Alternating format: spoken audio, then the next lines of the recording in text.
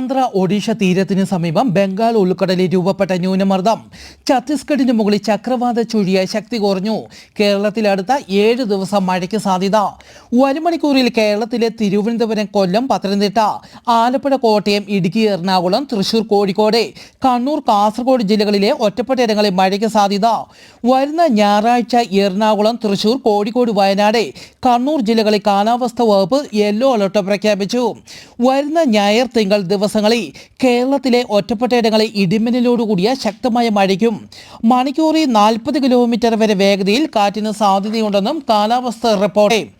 ഒരു വിമാനത്തിൻ്റെ വലിപ്പമുള്ള ഒരു ചിഹ്നഗ്രഹം ഇന്ന് ഭൂമിക്ക് സമീപത്തുകൂടി കടന്നു പോകുമെന്ന് നാസ. ഈ ചിഹ്നഗ്രഹത്തിന് 2024 RK-7 എന്നാണ് നാമം നൽകിയിരിക്കുന്നത്. മണിക്കൂറിൽ 22,847 കിലോമീറ്റർ വേഗതയിലാണ് ഈ ചിഹ്നഗ്രഹം സഞ്ചരിക്കുന്നത്.